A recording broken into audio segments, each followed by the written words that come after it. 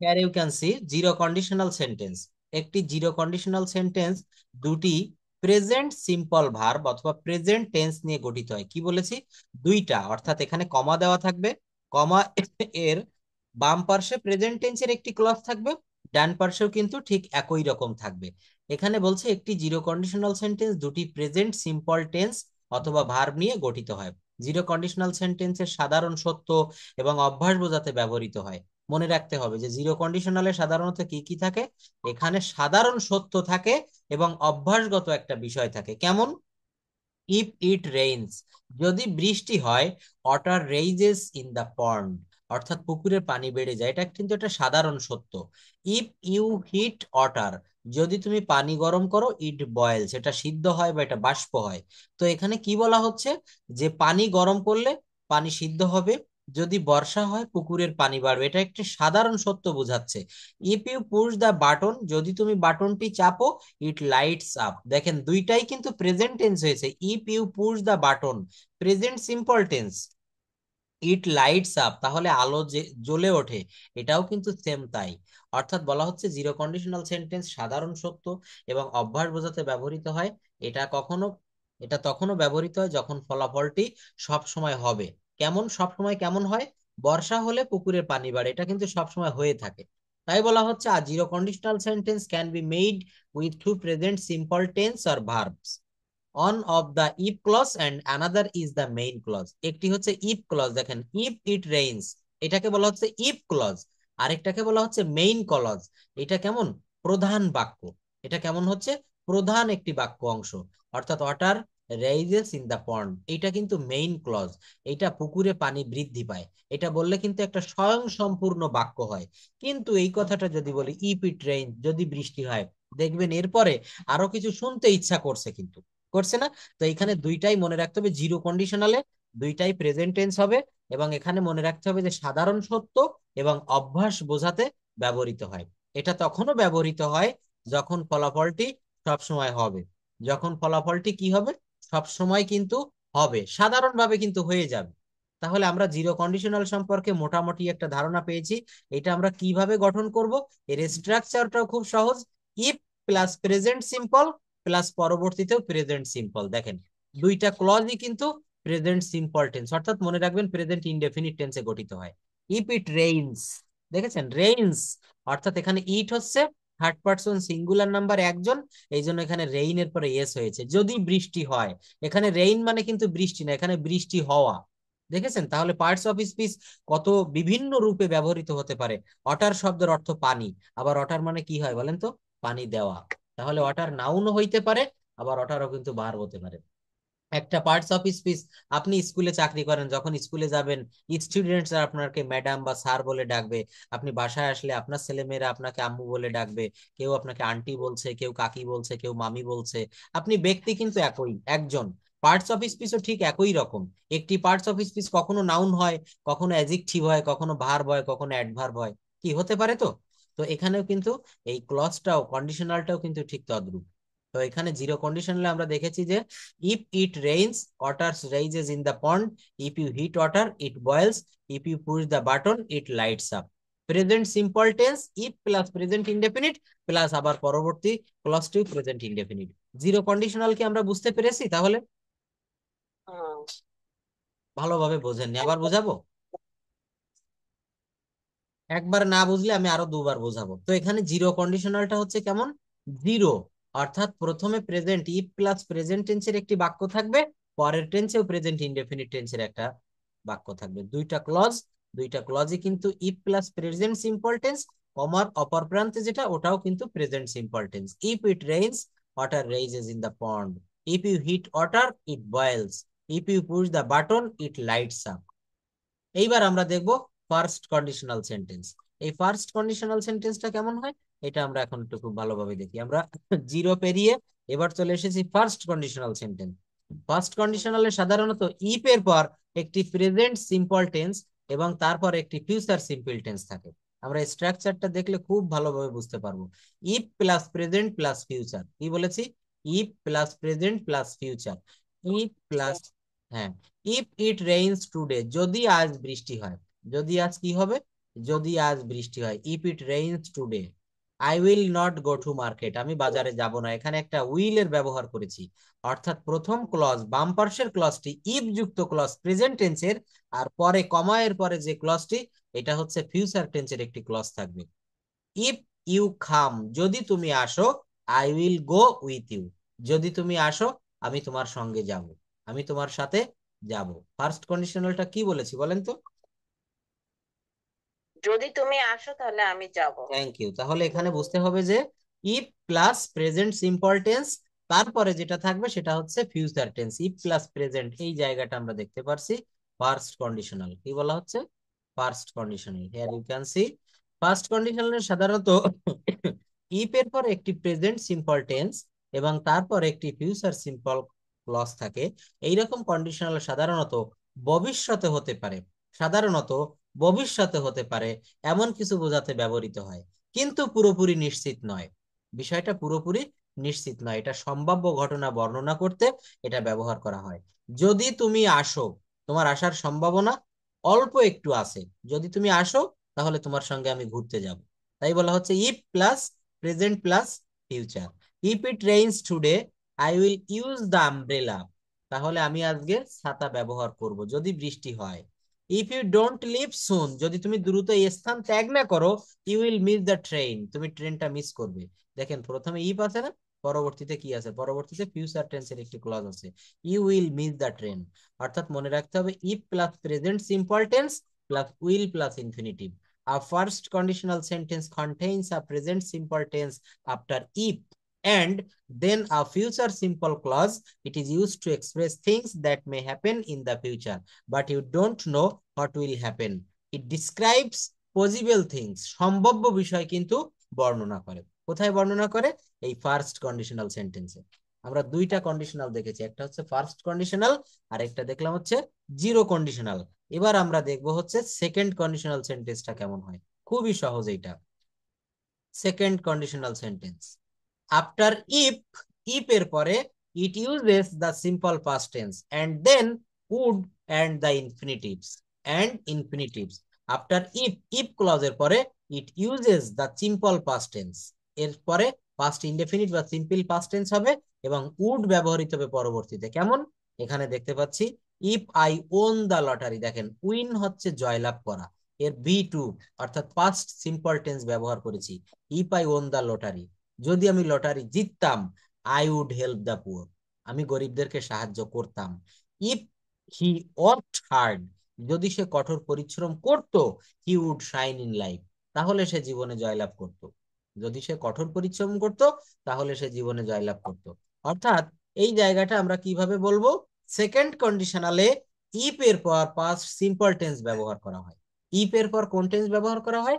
Past simple tense ব্যবহার করা হয়। তারপর সেকেন্ড কন্ডিশনালে উড এবং ইনফিনিটিভ ব্যবহার করা হয়। স্ট্রাকচার কেমন হতে পারে?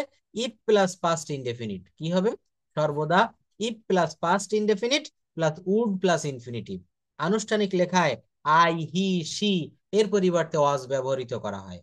আনুষ্ঠানিক লেখায় ওয়াজ ব্যবহার করা হয়। I was a doctor, I was a teacher. কিন্তু এই সেকেন্ড কন্ডিশনালে এখানে ওয়ার ব্যবহার করা হতে পারে। সেকেন্ড কন্ডিশনালের দুইটি ব্যবহার রয়েছে। একটা কেমন? This structure can be use to talk about the things in the future that are probably not going to be true, it is as like an imagination. সাধারণ ভবিষ্যতের, সাধারণত ভবিষ্যতের কোনো ঘটনা বোঝাতে, সাধারণত ভবিষ্যতের কোনো ঘটনা বোঝাতে আমরা এটা ব্যবহার করব। কি করব? ভবিষ্যতের কোনো ঘটনা বোঝাতে। তো এই ভবিষ্যতের ঘটনাটা কিভাবে আমরা এই সেকেন্ড কন্ডিশনাল যে করতে পারি, আমরা জাস্ট ওয়েট এ মিনিট। ওকে, তো এখানে বলছে যে সাধারণত ভবিষ্যতের কোনো ঘটনা বোঝাতে, কখনের? ভবিষ্যতের কোনো ঘটনা বোঝাতে ব্যবহৃত হয় যা সত্য হবার কোনো সম্ভাবনা নেই। কোন কন্ডিশনালে? সেকেন্ড কন্ডিশনালে। মনে রাখতে হবে এই চারটা কন্ডিশনাল যেন আমাদের এলোমেলো হয়ে না যায়। বলছে সাধারণ ভবিষ্যতের কোনো ঘটনা বোঝাতে ব্যবহৃত হয় যা সত্য হবার কোনো সম্ভাবনা নেই, হতে পারতো কিন্তু আসলে হয়নি, এমন অর্থ প্রদান করলে তখন আমরা সেকেন্ড কন্ডিশনাল ব্যবহার করব। কি বলছিলাম? হতে পারতো কিন্তু হয়নি, এরূপ জায়গায় আমরা এই সেকেন্ড কন্ডিশনালটা ব্যবহার করব। যেমন যদি আমি লটারি জিততাম, আমি গরিবদেরকে সাহায্য করতাম। এর অর্থ কি দাঁড়ায়? আমি লটারি জিততেও পারিনি, গরিবদেরকে আমার সাহায্য করাও কিন্তু হয়নি। If he worked hard he would shine in life. If he worked hard, যদি সে কঠোর পরিশ্রম করত তাহলে সে জয়লাভ করত। অর্থাৎ সে এখন ব্যর্থ হয়ে বসে আছে, তার কোনো নিকটাত্মীয় তার কাছে গিয়ে বলছে যে তুমি যদি কঠোর পরিশ্রম করতে স্টুডেন্ট লাইফে তাহলে তুমি একটা ভালো চাকরি পাইতে। তার অর্থ হচ্ছে সে কঠোর পরিশ্রমও করেনি, সে জিততেও পারেনি, অর্থাৎ সে ব্যর্থ হয়েছে। তাই এখানে বলা হচ্ছে সাধারণত ভবিষ্যতের কোনো ঘটনা বোঝাতে ব্যবহৃত হয় যা সত্য হবার কোনো সম্ভাবনা নেই, হতে পারতো কিন্তু আসলে হয়নি। এখানে আমরা সেকেন্ড কন্ডিশনাল ব্যবহার করব। সেকেন্ড কন্ডিশনাল এর স্ট্রাকচার বর্তমানের কোনো ঘটনা যা অসম্ভব বা সত্য নয় তা বোঝাতেও ব্যবহৃত হতে পারে। বর্তমানের কোনো ঘটনা যা অসম্ভব বা সত্য নয়। If I had his address, দেখেন if I had his address, যদি আমি তার ঠিকানা পাইতাম, I would go to meet him, ঠিকানা পাইলে তার সাথে আমি দেখা করতে যেতাম। এই যে উইলের পাস্ট টেন্স, এখানে উড ব্যবহার করেছি। স্ট্রাকচারটা খেয়াল করবেন খুব ভালো করে। এখানে কি বলেছে? If plus past simple plus would. দেখেন এখানে উড ব্যবহার করেছি। I would help the poor. If I won the lottery, যদি আমি লটারি জিততাম। If I meet the prime minister, যদি আমি প্রাইম মিনিস্টারের সঙ্গে সাক্ষাৎ করতে পারতাম। আই উড হাগ হার, হিগ অর্থাৎ তার সঙ্গে আমি আলিঙ্গন করতাম। তার মানে কি, প্রায় প্রধানমন্ত্রীর সাথে দেখা করাও হয়নি, আলিঙ্গনও করা হয়নি। ইফ হি ওয়ার্কড হার্ড, যদি সে কঠোর পরিশ্রম করতো। দেখেছেন এখানে পাস্ট টেন্স থাকবে প্রথমে, পরে কিন্তু উড থাকবে একটা। He would shine in life, যদি সে কঠোর পরিশ্রম করত সে জীবনে জয়লাভ করত। This structure also can be used to talk about something in the present that is impossible as it is not true. Second conditional structure বর্তমানে কোনো ঘটনার সম্ভাবনা নেই এমন জায়গায় ব্যবহার করব। ইফ আই ওয়ার ইউ, দেখেছেন আই এর পরে আমরা কি বলেছি? ওয়াজ বসে, কিন্তু এই সেকেন্ড কন্ডিশনালে আমরা আই এর পরে ওয়ার বসাচ্ছি। অবাস্তব কোনো কল্পনা। ইফ আই ওয়ার ইউ, আমি যদি তুমি হতাম। If I were a bird, আমি যদি একটা পাখি হতাম। আমি কখনো তুমি হওয়া যায় না, মানুষ কখনো পাখি হতে পারে না। তাই বলছি if I were a bird, if I were you, I would never go out with him. আমি যদি তুমি হতাম তো তার সঙ্গে আমি কখনো বাইরে ঘুরতে যেতাম না। এই যে বাক্যগুলা, এগুলো আমরা সব সেকেন্ড কন্ডিশনালে কিন্তু ব্যবহার করব। বুঝা গেছে? তো এরপর আমরা আরেকটা জায়গা দেখতে পাচ্ছি, সেটা হচ্ছে থার্ড কন্ডিশনাল সেন্টেন্স। এটা কি হবে? থার্ড কন্ডিশনাল, একেবারে চতুর্থ নাম্বারে যেটা রয়েছে। থার্ড কন্ডিশনালে ইফ এর পরে পাস্ট পারফেক্ট টেন্স থাকে। থার্ড কন্ডিশনাল আরো সহজ, মনে রাখবেন প্রথম কমার প্রথমে বাম পার্শ্বে অর্থাৎ প্রথম যে ক্লজটি, ইফ এর পরে পাস্ট পারফেক্ট টেন্স থাকবে। আর পাস্ট পারফেক্ট টেন্সের গঠন আমাদের অবশ্যই মনে আছে, হ্যাড বসে এবং ভার্বের ভি থ্রি বসে। হ্যাড বসে এবং ভার্বের ভি থ্রি বসে। এই জায়গাটা আমরা একটু দেখবো যে এখানে আমার কথার সঙ্গে মিলছে কিনা। If you had driven fast, যদি তুমি আরো একটু দ্রুত চালাইতে।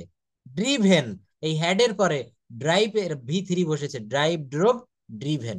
If you had driven fast, যদি তুমি আরেকটু জোরে গাড়ি চালাইতে। You wouldn't have missed the meeting, তাহলে তুমি মনে হয় মিটিংটা মিস করতে না। তাহলে এখানে কি ব্যবহার করতে হবে? ইফ এর পরে পাস্ট পারফেক্ট টেন্স এবং তারপর উড হ্যাভ, এবং সেন্টেন্সের দ্বিতীয় অংশে পাস্ট পার্টিসিপল ব্যবহার করতে হবে। উড হ্যাভ দিতে হবে এবং ভার্বের ভিতরি অর্থাৎ পাস্ট পার্টিসিপল ফর্ম, অর্থাৎ দুই পাশেই কিন্তু পাস্ট পার্টিসিপল। দেখেন এখানে হ্যাড এর পরেও কিন্তু ভিতরি বসেছে। আর এই যে if, if you had driven fast, you would not have অর্থাৎ ইউ উডেন্ট হ্যাভ মিসড অর্থাৎ এম আই এস এস, এটা হচ্ছে ভি ওয়ান। আর M I S S ED, এটা পাস্ট পার্টিসিপল ভিতরি হয়েছে। কেন ভিতরি হবে? Has, have, had. Has, have, had এরপরে ভার্বের ভি থ্রি ফর্ম বসে।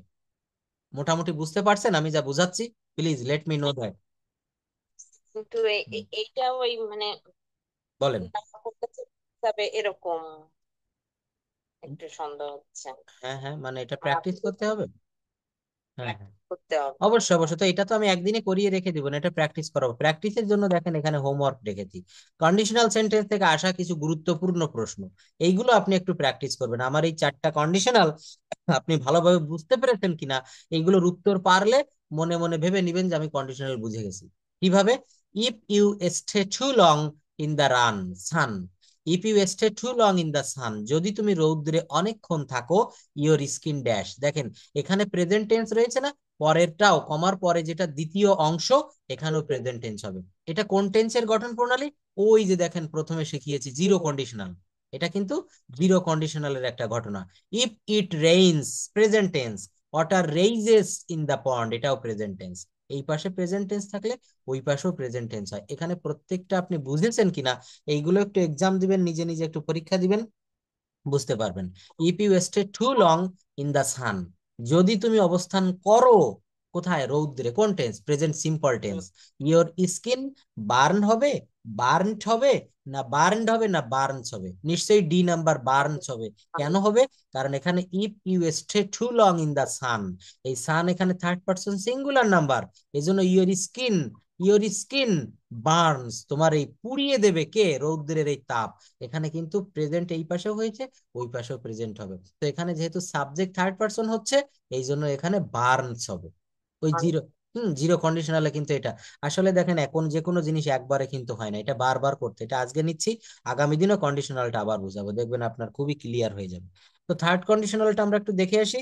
থার্ড কন্ডিশনালে ইফ এর পরে পাস্ট পারফেক্ট টেন্স, এবং তারপরে উড হ্যাভ, এবং সেন্টেন্সের দ্বিতীয় অংশে পাস্ট পার্টিসিপল ব্যবহার করা হয়।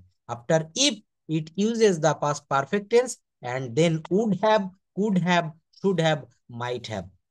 কি বললাম? ইফ প্লাস, এই জায়গাটা আমরা একটু দেখব গঠন প্রণালী। ইফ প্লাস পাস্ট পারফেক্ট থাকবে কেমন? এখানেই রয়েছে, if you had driven fast, এই বাক্যটা কিন্তু পাস্ট পারফেক্টের নিয়মে গঠন করেছি। হ্যাড বসেছে এবং ভি3 বসেছে। If you had driven fast, যদি তুমি দ্রুত গাড়ি চালাইতে, জোরে গাড়ি চালাতে, তারপর কি? You wouldn't have missed the meeting, এই যে উড নট আবার হ্যাভ বসেছে, হ্যাভ এর পরে ভি3 বসেছে, তাই বলা হচ্ছে যে উড অথবা would not plus have plus ভার্বের ভি3 ফর্ম, অর্থাৎ past participle form. Would have and then past participle in the second part of the sentence, দ্বিতীয় পার্টে উড হ্যাভ অথবা নেগেটিভ হলে উড নট হ্যাভ, এবং এখানে পাস্ট পার্টিসিপল অর্থাৎ ভার্বের ভি3 ফর্ম হবে। If I had been in your position, আমি যদি তোমার জায়গায় হতাম, I would not have gone there, আমি যদি তোমার জায়গায় থাকতাম তাহলে ওই রকম একটা নোংরা জায়গায় আমি যেতাম না, এমন একটি ভাব এখানে বোঝাচ্ছে। তো দেখেন এই যে আই হ্যাড বিন, এই বিন কোথা থেকে এসেছে এটা বলতে পারবেন? এটার উপর আমি একটা ডিটেলস ক্লাস নিয়েছিলাম কিন্তু, এই জন্য বলি বি ভার্বের ব্যবহারটা very very important, it plays an important role in English language. এই বিনটা এসেছে বি থেকে, যেমন ইট, হ্যাঁ, এট, ইট, এট, ইটেন, ইট মানে খাওয়া, এটার ভি3 ইটেন বসেছে, এই বি ভার্বের ভি3 বসেছে বিন, বিন। অর্থাৎ বি ভার্ব হচ্ছে present simple tense, be verb হচ্ছে ভি1 অ্যাম ইজ আর, এর পাস্ট টেন্স হচ্ছে ভি2 হচ্ছে ওয়াজ ওয়্যার, আর এই বিন হচ্ছে পাস্ট পার্টিসিপল অর্থাৎ ভি3, ভি3 কে বলা হয় পাস্ট পার্টিসিপল। এই কোর জিনিসগুলা কিন্তু ভালোভাবে ধরে নিতে হবে, তবেই কিন্তু ইংরেজি নির্ভুলভাবে লেখা যাবে, ইংরেজি ভালোভাবে কথা বলা যাবে।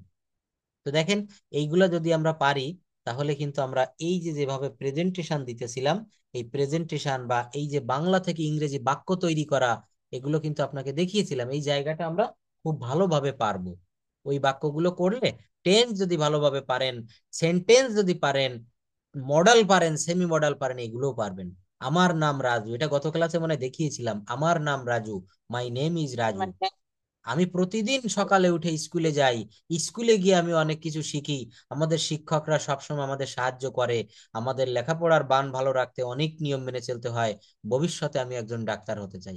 এই যে একটা প্যাসেজ, 4 থেকে 5টা লাইনের একটা সেন্টেন্স, একটা প্যাসেজ বাংলা, এইটা আমাদেরকে ইংলিশে ট্রান্সলেট করতে হবে। এটা করতে গেলে কি লাগবে? আমাদের এই টেন্সের জ্ঞান থাকা লাগবে, মোডাল, সেমি মোডাল, প্যাসিভ ভয়েসের একটু ধারণা থাকা লাগবে, তবেই you will be able to do it. তারপর কিন্তু এগুলো করা সম্ভব হবে। My name is Raju. I woke up every morning and go to school. At school, I learn many things. Our teachers always help us. Many rules are followed. দেখেন passive ভয়েসের একটা structure কি বললাম? মেনি রুলস আর ফলোড, অনেক নিয়ম আর মেনে follow. চলতে হয়, অনেক নিয়ম মেনে চলতে হয়। কারা চলে, কে চলে? এখানে কি সাবজেক্ট রয়েছে? এখানে মেনি রুলস, অবজেক্টটাই কিন্তু এখানে সাবজেক্টের ভূমিকায় অবতীর্ণ হয়েছে। সাবজেক্ট কিন্তু এখানে ডিরেক্টলি নেই। ছাত্রছাত্রীরা নিয়ম মেনে চলে, শিক্ষকেরা নিয়ম মেনে চলে, রুমাকে নিয়ম মেনে চলতে হয়, এমনটি কিন্তু এখানে লেখা নেই। এখানে মেনি রুলস, এটা কিন্তু অনেকটা অবজেক্ট এই জায়গায়। তো অবজেক্টটা যখন সাবজেক্ট হয় তখন এটা প্যাসিভ মুডে করতে হয়। আইট রাইস, এটা অ্যাক্টিভ ভয়েস। কিন্তু যখন প্যাসিভ করবেন তখন ওই রাইস প্রথম বাক্যে যে অবজেক্টের জায়গায় ছিল এটা সাবজেক্টের জায়গায় চলে আসবে। Rice is eaten by me, rice is eaten by me. I am eating rice, rice is being eaten by me. I have eaten rice, rice has been eaten by me. দেখেছেন? তাহলে সাবজেক্টকে অবজেক্ট করতে হবে, অবজেক্টকে subject করতে হবে। Subject verb object, এই এগ্রিমেন্টের জায়গাটা কিন্তু আমি আবার একটু ক্লাস নিব। প্রত্যেকটা জায়গায় সহজ যে জিনিসগুলা এগুলো কিন্তু আমরা বেশি করে ভুল করি। তো এই জায়গাটা যেন আমাদের ভুল না হয়, রেগুলার ওয়েতে আমরা করব, so that we can speak in English fluently like the native speaker. আপনি বাসা থেকে যখন বের হন দেখবেন প্রচুর পরিমাণে ওই সাদা চামড়া চামড়ার ইংরেজ, ওরা কিন্তু কি যেন বলে আমরা বুঝতে পারি না, তো ওইভাবেও আমাদের বলা সম্ভব। ওই অ্যাকসেন্টটা আমরা একটু দেখব। ভেজিটেবল, ওরা দেখবেন বলে ভেজিটেবল, ভেজিটেবল। তো এই ওরা অ্যাকসেন্টটা, পাঁচটা ভায়োল উচ্চারণ করে না, লাস্টে যদি হ্যাঁ, পাঁচটা ভায়োল ভাইয়া তাহলে ওরা সেটা উচ্চারণ তো করে। ওইটাও আমরা দেখবো, এটার উপরে একটা ক্লাস থাকবে ব্রিটিশ অ্যাকসেন্টে কিভাবে ওরা কোন শব্দগুলো বলে আর কোন শব্দগুলো বলে না। এটা দেখবেন আপনি ওই শব্দগুলো ওই সাউন্ড গুলো একটু শিখে নিলে ঠিক ওদের মতোই করে বলা যাবে, ওরা অবাক হয়ে যাবে যে কিভাবে, হাউ ইজ ইট পসিবল, এ তো আমাদের মতো করেই কথা বলছে। তো এখানে দেখেন এই প্যাসেজ গুলো আমরা একটু ট্রান্সলেট করি। বলেন, আমার নাম রাজু, এটা কি হবে? My name is Raju. Raju. আমি প্রতিদিন সকালে উঠে স্কুলে যাই, কি হবে? I walk up every morning I every morning and go to school. School. তারপর স্কুলে গিয়ে আমি অনেক কিছু শিখি। হুম, আই লার্ন, না, প্রথমে বলছেন এট স্কুল হবে নাকি আই লার্ন দিলে সমস্যা নেই? হ্যাঁ, এখানে দেখেন এই যে নিচে লিখেছে যে অ্যাট স্কুল মানে স্কুলেতে, অথবা গোয়িং টু স্কুল, আপনি জিরান্ডিয়াল ওটা করতে পারেন, জিরান্ড দিয়ে গোয়িং টু স্কুল, স্কুলে গিয়া I learn many things. At school এরকম হবে না? হ্যাঁ, অবশ্যই হবে, তবে এখানে এইভাবে এটা বেশি ভালো হয়, অ্যাট স্কুল, স্কুলেতে আই লার্ন মেনি থিংস, আমি অনেক কিছু শিখি। Our teachers always help us, আমাদের শিক্ষকেরা সর্বদা আমাদেরকে সাহায্য করে, অলওয়েজটা শেষে দিলেও হবে। Our teachers help us always, অ্যাডভার্বটা শেষে দিলেও হয়। হুম। আমাদের পড়াশোনার মান ভালো রাখতে অনেক নিয়ম মেনে চলতে হয়। Many rules are followed to maintain the quality of our studies, studies. Quality of our studies, আমাদের পড়াশোনার মান ভালো রাখতে। এই যে দেখেন প্যাসিভের একটা স্ট্রাকচার দিয়েছে এখানে, মেনি রুলস আর ফলোড। এটা যদি আমরা এইভাবে বলতাম, স্কুলের ছেলে মেয়েরা তাদের পড়াশোনার মান ভালো রাখতে অনেক নিয়ম মেনে চলে বা চলতে হয়। তো কাদেরকে চলতে হয়? ওই যে প্রথমে বলেছি স্কুলের ছেলে মেয়েদের। তো এখানে কিন্তু কি বলেছি যে আহ এখানে বলা হচ্ছে যে আমাদের পড়াশোনার মান ভালো রাখতে অনেক নিয়ম মেনে চলা হয়। এখানে কার প্রাধান্যটা পাচ্ছে? অনেক নিয়মের প্রাধান্যটা। আর অনেক নিয়ম এই বাংলা বাক্যে অবজেক্ট হিসাবে রয়েছে, কর্ম হিসাবে। কিন্তু এটা আমরা প্রথমেই নিয়ে আসবো। তো একটা বাক্যে প্রথমে কি থাকে? সাবজেক্ট থাকে না? তো যেহেতু এটা সাবজেক্টের জায়গায় বসেছে, এখন কিন্তু আর এটা অবজেক্ট থাকলো না। তো অবজেক্ট যখন সাবজেক্ট হয় তখন সেটা প্যাসিভ মুডে হয়। I eat rice, rice is eaten by me. বুঝতে পেরেছেন? তাহলে এখানে কিন্তু এটা এখানে ব্যাখ্যা দিয়েছি দেখেন প্রত্যেকটা জায়গায়। তার পরের বাক্যটা পড়ি, ইন ফিউচার, ভবিষ্যতে, এই যে ভবিষ্যতে আমি একজন ডাক্তার হতে চাই। In future I want to become a doctor. In future I want to become a doctor, ভবিষ্যতে আমি একজন ডাক্তার হতে চাই। এখানে সবগুলোর অ্যানালাইসিস এক্সপ্লানেশন দিয়েছি দেখেন। টেন্সের ইউজ কোথায় কোথায় ব্যবহার করেছি? প্রেজেন্ট টেন্স, সিম্পল টেন্সে ব্যবহার করেছি। I walk up every morning, আমি প্রতিদিন সকালে উঠি। কখন উঠি? সকালে, মানে বর্তমান কালে। তাহলে এটা present tense. Present indefinite tense, অভ্যাসগত সত্য, চিরন্তন সত্য, ঐতিহাসিক সত্য। মনে আছে যখন টেন্সের ক্লাস করিয়েছিলাম? এই ব্যাকের গুলো কিন্তু মনে রাখতে হবে। I learn in my things. শেষ করেন নি ভাইয়া? শেষ করব আজকে সবগুলো। টেন্সে কাঁচা, তাহলে টেন্সের ক্লাসটা আজকে একটু শুরু করি এখন, আবার টেন্সটা বিশেষ করে অল্প সময়ের ভিতরে দেখাবো, প্রত্যেকটা টেন্স খুব ভালোভাবে বুঝতে পারবেন। আই লার্ন মেনি থিংস, আমি অনেক কিছু শিখি। কখন শিখি? এখানে কি বলা রয়েছে শিখবো বা শিখেছিলাম? এমন কিছু বলা নেই। অর্থাৎ শিখি, বর্তমান কালে শিখি। তাহলে এটা present tense. Our teachers always help us, আমাদের শিক্ষকেরা সর্বদা আমাদেরকে সাহায্য করে। কি করে? সাহায্য করে। কখন করে? বর্তমান সময়ে করে। এই জন্য বলছি যে টেন্সটা দেখেন, আমি এখনই আপনাকে একটু টেন্সের ইয়েতে নিয়ে যাই। টেন্স একটা সব থেকে ইম্পর্টেন্ট জিনিস, এটা না জানলে সব এলোমেলো হয়ে যাবে। কথা বলতে গেলে কোন ভাষায় যে কথা বলতেছি সবই প্রেজেন্ট ইনডিফিনিটে হয়ে যায়। না হবে না, আমি দেখাই দিচ্ছি কেন হবে, আমি তো রয়েছি, কোনো সমস্যা নেই। এই যে জায়গাটা দেখেন, এইটা দেখলে আমরা খুব ভালোভাবে বুঝতে পারবো। এই যে কনজুগেশন অফ ভার্বস, টেন্স শেখার আগে আমাদের এটা শিখতে হবে। আমরা যখন গোয়েন্ট গান রান্না ডিভোশন। করতে যাই, রান্না করতে গেলে আমাদের উপকরণগুলো, এলিমেন্টস, এগুলো আমাদের আগে জোগাড় করে লাগলে, আমরা যা রান্না করব আমাদের তো সেগুলো আগে, তরকারি সবজি থাকা লাগবে, মাছ থাকা লাগবে, যা যা দিব তরকারিতে সব উপাদানগুলো আমাদের চোখের সামনে থাকা লাগবে। আমরা কথা বলতে গেলে আমাদের উপাদান আগে গ্রহণ করতে হবে, আগে সংগ্রহ করতে হবে। কিসের উপাদান? ভার্ব লাগবে, অবজেক্ট লাগবে, প্রেপোজিশন লাগবে, কনজাংশন লাগবে। তো মেইন যে জিনিসটা প্রয়োজন সেটা হচ্ছে ভার্ব ফর্ম।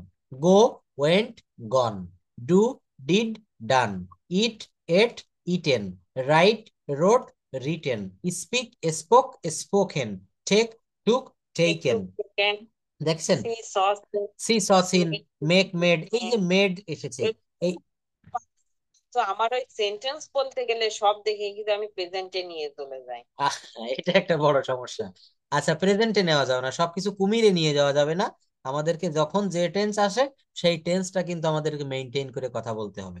অর্থাৎ যখন পাস্ট টেন্স, আপনাকে যদি বলা হয় please describe your experience about your picnic or study tour that you went from your college yesterday or last week, গত সপ্তাহে আপনি আপনার স্কুল থেকে একটা শিক্ষা সফরে পিকনিকে গিয়েছিলেন, ষাট গম্বুজ মস্ক, অথবা কক্সবাজার সমুদ্র সৈকত, অথবা সুন্দরবন। তো এটা আপনি কিভাবে বলবেন? এখানে আমি প্রশ্নটা করেছি কোন টেন্সে? পাস্ট টেন্সে, যে গত সপ্তাহে আপনি আপনার, ইয়েস, এখানে সব জায়গায় আই ওয়েন্ট ব্যবহার করতে হবে। I went, I study tour from my college last week, we went the Sundarbans, about 100 or 200 students we went there, some of our teachers was with us, হুম, আমাদের সঙ্গে আমাদের কিছু শিক্ষকরা ছিলেন, we enjoyed the day very much. এই যে enjoyed, অর্থাৎ আমি যেহেতু বলেছি আপনি গত সপ্তাহে গিয়েছিলেন, সেই পিকনিকের সম্বন্ধে একটু বর্ণনা দিতে হবে। তাহলে এই সময়টা তো অতীত হয়ে গেছে। এখানে তো এই যে বলছেন ভাই আমি সব প্রেজেন্ট টেন্সে নিয়ে যাই, এখানে প্রেজেন্ট টেন্সে নেওয়া যাবে না, এটা পাস্ট টেন্সে বলতে হবে। যদি বলা হয় আপনি আগামীকাল কি করবেন, ডিসক্রাইব ইন ইংলিশ, তাহলে এটা তো আপনাকে ফিউচার টেন্সে বলতে হবে।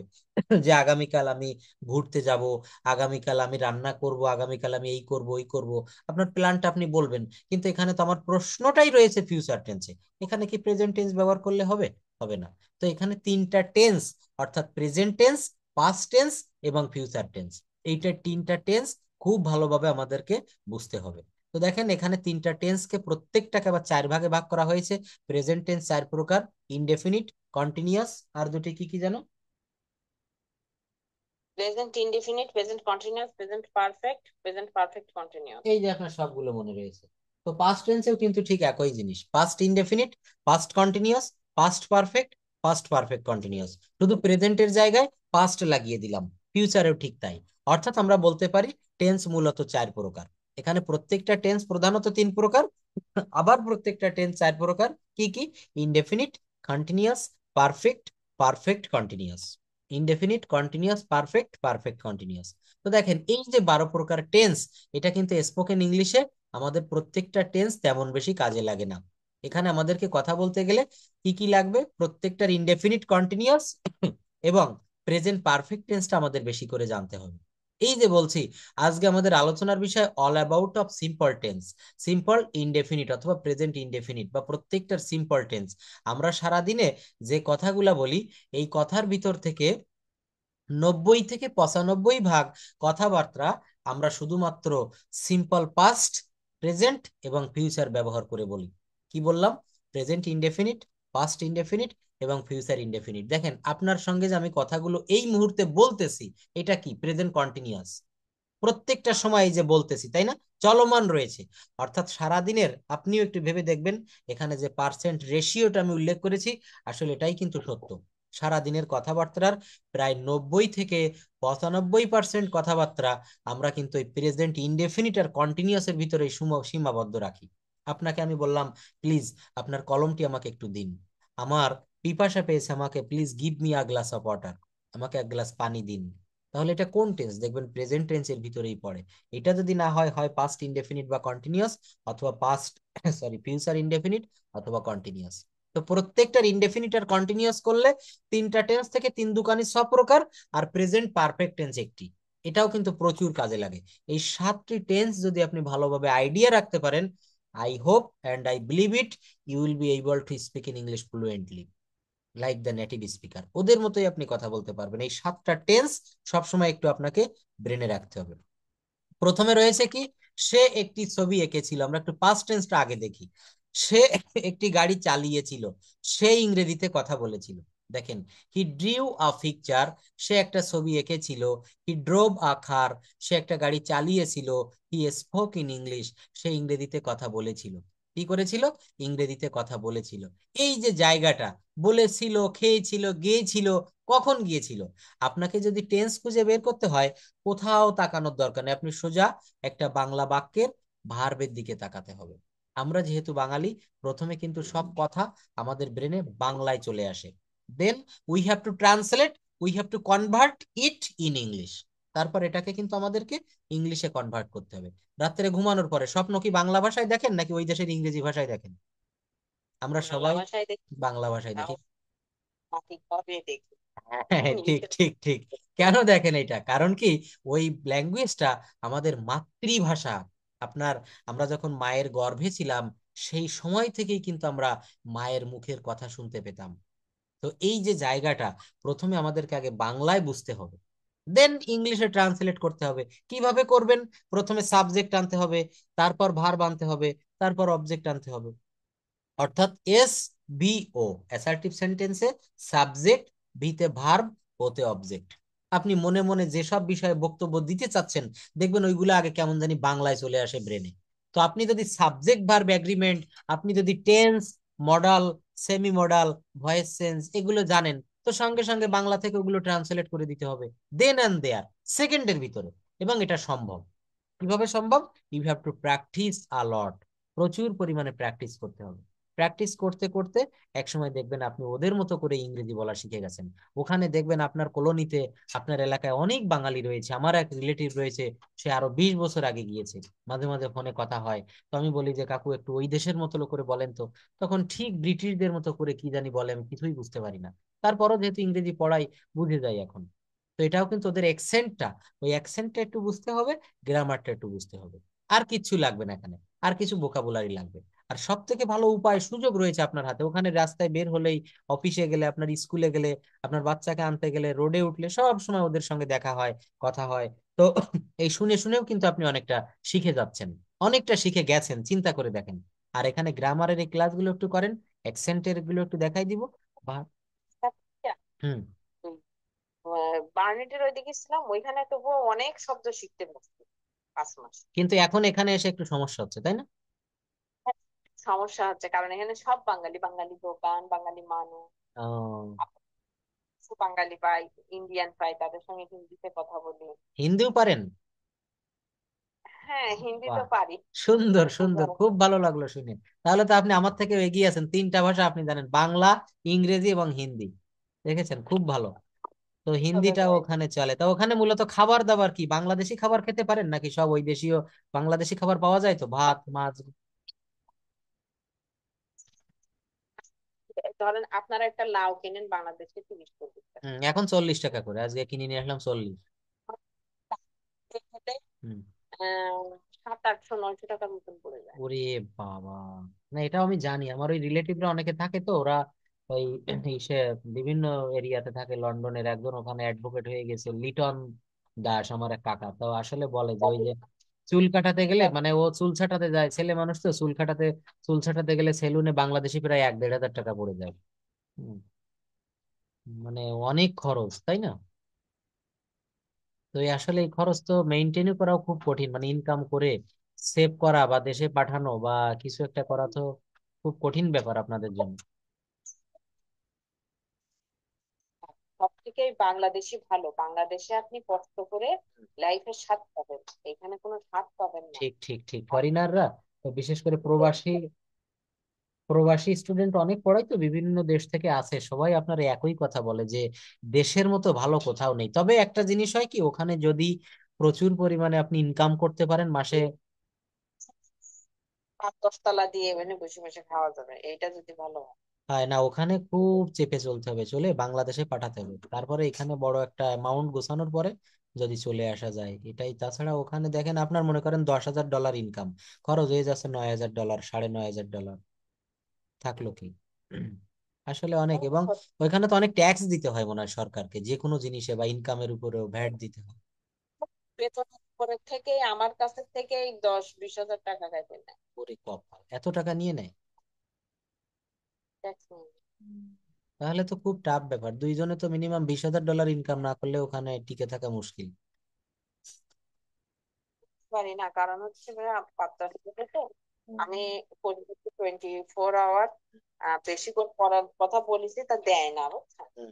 মানে ওরা ওদের দেশের লোকরে দেয়, রোমানিয়া আছে বিজনেস ম্যানেজার, তাদের দেশের লোকরে কাজ দেয় বেশি তো আওয়ার। ওখানে যদি যারা ভাষাটা জানে, মনে করেন আমি গেলাম, খুব ভালোভাবে কমিউনিকেট করতে পারলাম, তখন কি তুলনামূলক ভালো কাজ খুঁজে পাওয়া যায় সহজে, যারা ভাষাটা ভালো জানে, ইংরেজি হ্যাঁ, ভাষাটা? হ্যাঁ, হ্যাঁ।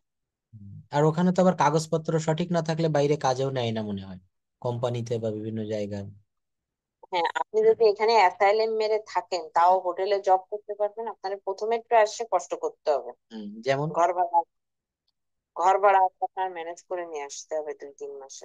ও, সে তো অনেক টাকার দরকার। আপনার এখানে যদি রিলেটিভ থাকে, আপনারা যদি হোটেলে ধরায় দেয়, হুম। তাহলে আপনি ঘন্টায় ধরেন যে 8 টাকা করে পাবেন। আর ঘন্টায়? আরেকটা আছে ঘন্টায় 8 টাকা? ডেলিভারি। হুম। $1 ইউকে ডলার সমান কত? বাংলাদেশে কত দেয় ওখানের $1? এখানে কত দিচ্ছে? পাউন্ড? হ্যাঁ। হ্যাঁ, পাউন্ড 158 টাকা। তাহলে তো অনেক। আমেরিকান ডলারে দিচ্ছে 117, 15, বিভিন্ন জনে পাঠায় তো আমেরিকা থেকে, তারা বলে। হুম, এখানে একটু দাম বেশি, মানে ডলারের মূল্য বেশি। ডলার না, এটা পাউন্ড ভাইয়া। পাউন্ড, সরি, পাউন্ড, হ্যাঁ, 1 পাউন্ড সমান 158 টাকা। হ্যাঁ, হ্যাঁ। এখানে আরেকটা সুযোগ, আপনার ডেলিভারি করতে পারেন। ডেলিভারি? এই দুটো করে, হ্যাঁ, এই দুটো জিনিস করে এখানে মানে ইনকাম করা যায় খুব ভালো। ও, তা এইটা হচ্ছে আম, ওখানে আবহাওয়ার সঙ্গে কি প্রথম প্রথম গিয়ে ম্যাচ করানো যাবে? যেমন ওখানে এখন তো মনে হয় শীতকাল, প্রচুর শীত নাকি? হ্যাঁ, সবটাই ঠিক। আপনি ওই 4-5 মাস থাকলে শীতের কাপড় পরে বেরোবেন, কাজ করতে থাকলে শরীর বডি পার্টস সব হট হয়ে যায়। ও, আচ্ছা আচ্ছা আচ্ছা। তো ওখানে কয় মাস শীত থাকে? আপনারা কয় বছর গিয়েছেন, কত বছর আগে? আমি এখানে আসতে 2.5 বছরের মতন হয়েছে। ও, আচ্ছা আচ্ছা। প্লেন ফেয়ারটা কেমন লাগে বাংলাদেশ থেকে যখন গিয়েছিলেন, মানে দুইজনের বা একজনের আপনার কত প্লেন ফেয়ার লাগছিল? ও, প্লেনের ভাড়া? হ্যাঁ হ্যাঁ, প্লেন ফেয়ার, প্লেন ভাড়া কত টাকা লাগছিল? 2 লাখ না 1 লাখ? আমি প্লেনে আসছি বুঝছেন। হুম। আর আমাদের প্রায় লাগছে কত, প্রায় মনে হয় 2.5 লাখ টাকার মতন লাগছে। ওরে বাপরে, তো আবার আসতে গেলেও তো এরকম লাগবে যদি কখনো বেড়াতে আসেন বাংলাদেশে। হ্যাঁ, তা তো আগে।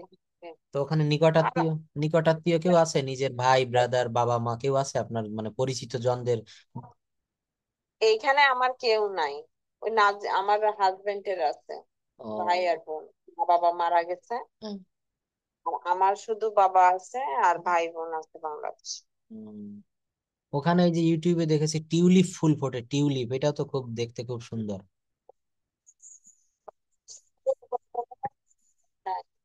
আমার বাগানে যে ফুলগুলো ফোটে, হুম। ওটা দেশি, ওইটা একটু স্মেল আসে শুধু, শুধু গোলাপ গাছটাই মরে না। আর আপেল হয় গাছে, তা দেখি টক টক লাগে। ভালো লাগে না? কয়েক একটু বয়স্ক হলে একটু মিষ্টি লাগে। যাক, অনেক অজানা তথ্য জানতে পারলাম, খুব ভালো লাগলো আসলে, মানে শুনেও মনে হচ্ছে চোখ দিয়ে দেখতেছি একেবারে, কল্পনার জগতে সেখানে চলে গিয়েছি।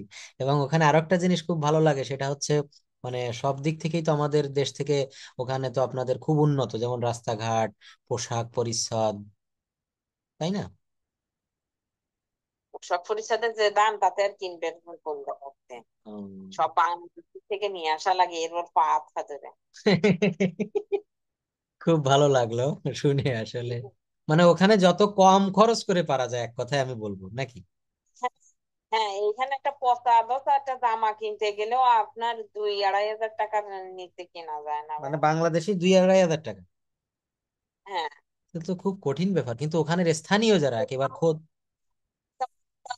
তো পায়জামাটা পরার সাথে সাথে দেখি ঠাস করে ফেটে যায়। আহ, যাচ্ছে। তো ওরা মূলত যে উন্নত কোন দিক থেকে আপনি বলছেন যে উন্নত, বা ওখানে কেন গেলেন, বা এই যে একটা ভালো দেশে যাচ্ছি, বা এটা মানে কোন দিক থেকে ওরা এগিয়ে আছে? নর্মাল কোনো তো কাজ করে না ওরা, এখানে বাংলাদেশে দিয়ে দিয়ে করে, ব্রিটিশ তো করে ভালো ভালো জব, ওরা ইনকাম করে 4-5 হাজার টাকা, 5 হাজার টাকা করে যদি ইনকাম করতে পারেন তাহলে আপনি হ্যাপি, না হলে আপনার এই 1-2 হাজার টাকায় তো আপনি হ্যাপি হতে পারবেন না। 5,000 বলতে ওদের দেশের 5,000 পাউন্ড, তাই তো? আমাদের বাংলাদেশের প্রায় 7-8 লাখ টাকা হবে। ওরে বাপ রে বাপ, 5,000 পাউন্ড মানে 7-8 লাখ টাকা। ঠিক ঠিক। তো আপনারাও চেষ্টা করেন, ভাষাটা শেখেন, দেখবেন আপনিও $5,000 এক সময় 5,000 পাউন্ড পারবেন, উইদিন আ ফিউ ডেজ আর within a few months. I pray to God for, অবশ্যই দোয়া রইলো, মন থেকে দোয়া রইলো, আপনারা ইনকাম বাড়লে আমাদেরও লাভ। তো ধন্যবাদ। দেখেন আমরা আরো একটু সময় রয়েছে, ক্লাসটা আরেকটু কন্টিনিউ করি। এই টেন্সটা ভালোভাবে শিখেন। আর আপনার হাতে সময় থাকলে, আপনার বেবি যখন বড় হয়ে যাবে, ভালো ভালো কাজে যোগদান করবেন, এই দোয়া রইলো। তো এখানে আমাদেরকে কথা বলতে গেলে, ওদের সঙ্গে কমিউনিকেট করতে গেলে, প্রথম যে ব্যারিয়ার, যে বাধা, সেটা হচ্ছে ভাষা, ল্যাঙ্গুয়েজ। এই ল্যাঙ্গুয়েজটাকে আমরা ভালোভাবে ডেভেলপ করব। তো আমরা আজকে দেখলাম এখানে পাস্ট ইনডেফিনিট টেন্স। সে একটা ছবি এঁকেছিল, সে ইংরেজি কি হি, আঁকা ইংরেজি কি ড্র, আর ছবি ইংরেজি কি আ পিকচার। তাহলে হি ড্র আ পিকচার, সে একটা ছবি আঁকে। কিন্তু যখন বলবো এঁকেছিল, পাস্ট টেন্স, ভি টু ব্যবহার করতে হবে, ড্র থেকে কি আনতে হবে, ড্রিউ। দেখছেন কত সহজে একটা বিষয় বুঝালাম। কিভাবে বললাম? সে একটি ছবি।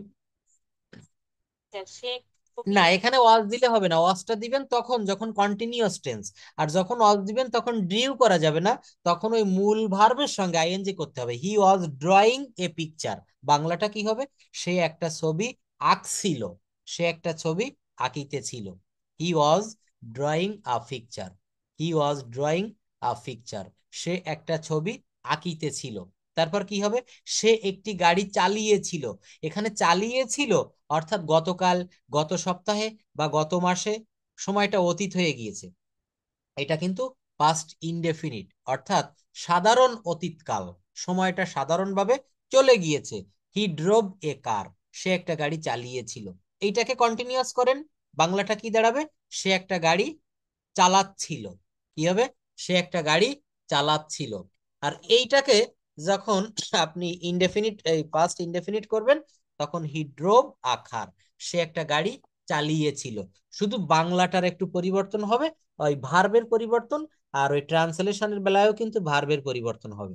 সে, হি, চালিয়েছিল, ড্রোভ এ কার, সে চালিয়েছিল একটি গাড়ি। আর ইংরেজিতে এটা হবে সে চালিয়েছিল একটি গাড়ি, আর বাংলাতে এটা হবে সে একটি গাড়ি চালিয়েছিল। আমি ভাত খাই, ইংরেজিতে হবে আমি খাই ভাত। আই ইট রাইস, বাংলা দাঁড়ায় আমি ভাত খাই। বাংলায় ক্রিয়া শেষে থাকে, ইংরেজিতে ক্রিয়া মাঝখানে থাকে, ভার্ব বা ক্রিয়া। এতটুকু কি বোঝা গিয়েছে? তো এটা হচ্ছে পাস্ট ইনডেফিনিট টেন্সের একটি গঠন প্রণালী। এরপর কি বললাম?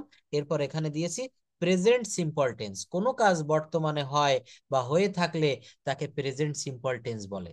কোনো কাজ বর্তমান কালে হয়, আমি ভাত খাই, সে স্কুলে যায়, সে ছবি আঁকে, তারা ঘুড়ি উড়ায়, তারা মাছ ধরে, সুমন গান গায়, রীতা স্কুলে যায়। এগুলো কিভাবে যায়? সাধারণভাবে বর্তমান কালে, অর্থাৎ প্রেজেন্ট সিম্পল টেন্স সাধারণ প্রতিদিনের বা বর্তমান কালের কোনো ঘটনা, কোনো অভ্যাসগত, রেগুলার হ্যাবিট, চিরন্তন সত্য, ইউনিভার্সাল ট্রুথ, বৈজ্ঞানিক সত্য, সায়েন্টিফিক ট্রুথ, ঐতিহাসিক সত্য, হিস্টোরিক্যাল ট্রুথ, এগুলোও কিন্তু প্রেজেন্ট ইনডেফিনিট টেন্সের কাতারে পড়ে। চিনিবার উপায় কি? বাংলা ক্রিয়াপদের শেষে রস্যই এ ও অন্ত্যেষ্টিয় যায়, যাও, খায়, ধরে, মারে, এমন থাকে। দেখেন এই যে সেই স্কুলে যায়, শেষে অন্ত্যেষ্টিয়া রয়েছে না, তুমি ভাত খাও। দেখেছেন? বাংলা ক্রিয়া দেখে কিন্তু টেন্স শিখতে হবে। আপনি মনে মনে ভাবতেছেন যে আমি তার সঙ্গে একটু কথা বলবো, কথা বলার আগে আপনাকে চিন্তা করতে হবে আমি কোন টেন্স ব্যবহার করব। তো প্রথমে বলবেন আসসালামু আলাইকুম, হাউ আর ইউ, আপনি কেমন আছেন? ও বলবে I am fine, and you? বলতে হবে I am also fine. What's about you, তোমার কি খবর? তারপর বলবে যে I am doing well, I am going well. Hmm, সাবজেক্টের পর ভার্বের প্রেজেন্ট রূপ ব্যবহৃত হয়। কি বললাম? সাবজেক্টের পরে ভার্বের প্রেজেন্ট রূপ ব্যবহৃত হয় কোথায়? এই প্রেজেন্ট টেন্সে, প্রেজেন্ট ইনডেফিনিট টেন্সে। আর সাবজেক্ট যদি থার্ড পারসন সিঙ্গুলার নাম্বার হয় তাহলে ভার্বের পরে এস বাই এস বসে। কি বসে? সাবজেক্ট যদি থার্ড পারসন সিঙ্গুলার নাম্বার হয় তাহলে কিন্তু সেখানে এস বাই এস বসে। যেমন দেখেন, সাবজেক্ট প্লাস ভার্বের ভি ওয়ান। সাবজেক্ট কি? আই, ভার্বের ভি ওয়ান কি দিয়েছি? গো। এখানে কি ওয়েন্ট দিয়েছি বা গন দিয়েছি? দেয়নি। সাবজেক্টের পরে ভার্বের ভি ওয়ান, আই গো, আর টু স্কুল, এটা অবজেক্ট, এখানে to preposition. I go to school, সে স্কুলে যায়, হি গো টু স্কুল। কিন্তু এখানে হি দিলে একটু ভুল হয়ে গেল, গো দিলে একটু ভুল হয়ে গেল। কি ভুল হলো? কারণ হি হচ্ছে থার্ড পারসন সিঙ্গুলার নাম্বার একজন, এই জন্য এখানে গোজ হবে। হি গোজ টু স্কুল, সে স্কুলে যায়। উই প্লে ফুটবল, আমরা ফুটবল খেলি। The earths move round the sound, the earth moves round the sound, পৃথিবী সূর্যের চারিদিকে ঘোরে। আকবর ইনোভেটস বাংলা ইয়ার, আকবর বাংলা সাল চালু করেন। আকবর তো মারা গিয়েছে অনেক আগে, সে চালু করে গেছে অনেক আগে। এখানে ইনোভেটেড হবে না কেন? কারণ এই আকবর বাংলা সাল চালু করেছিলেন, এইটা একটা ঐতিহাসিক ঘটনা। কি ঘটনা? Historical truth. এই জায়গায় দেখেন বলে এসেছে, এই যে হিস্ট্রিক্যাল ট্রুথ হলে সেগুলা প্রেজেন্ট ইনডেফিনিট টেন্স হয়। বাংলাদেশ 1971 সালে স্বাধীন হয়। এটা চলে গিয়েছে 71 সাল অনেক আগে, কিন্তু এটা এখনো বর্তমানে করতে হবে। কেন করতে হবে? এটা হচ্ছে ঐতিহাসিক সত্য। আকবর, সম্রাট আকবর বাংলা সাল চালু করেন, এটা অনেক আগে, শত শত বছর আগে করেছিলেন। কিন্তু বলতে হবে আকবর ইনোভেটস বাংলা ইয়ার। দেখেছেন? তাহলে টেন্সটা যদি বুঝতে পারেন, ক্রিয়াটা, বাংলার ক্রিয়া আর ইংরেজিতে ভার্ব, এই যে আকবর ইনোভেটস, এখানে ভার্ব হচ্ছে ইনোভেটস। এখানে কেন দিলাম? ঐতিহাসিক সত্য। I go to school, he goes to school, he catches fish, I am a student, I want to eat rice, বিভিন্ন রকমের বাক্য, এগুলো কিন্তু তৈরি করতে হবে। প্রেজেন্ট ইনডেফিনিট টেন্সের কয়েকটা বাক্য বলতে পারবেন ইনস্ট্যান্ট এখনই, বাংলা অথবা ইংরেজি? প্রেজেন্ট ইনডিফিনিট টেন্সে হ্যাঁ, এই যে এতক্ষণ যা বুঝালাম, এই যে সেই স্কুলে যায়, আমি ফুটবল খেলি, তারা লুডো খেলে, তারা স্কুলে যায়, তারা ভাত খায়, বিভিন্ন কিছু এখানে বলতে হবে। যখন যে টেন্স, আজকে দুইটা টেন্স শিখিয়েছি, একটা হচ্ছে পাস্ট ইনডেফিনিট আর একটা হচ্ছে প্রেজেন্ট ইনডেফিনিট। এইগুলা আপনি আজকে সময় পাইলে আবারও একটু এই শীটটা দেখবেন, এখন পাঠিয়ে দিচ্ছি, ক্লাস রেকর্ডটা একটু দেখবেন, দেখলে এই জায়গাগুলো আপনার ক্লিয়ার হয়ে যাবে। পারা যাবে তো এইটুকু? হ্যাঁ। অবশ্যই পারা যাবে। দেখেন যেভাবে শিখাচ্ছে, অনেক পরিশ্রম করে, অনেক বুঝাইয়ে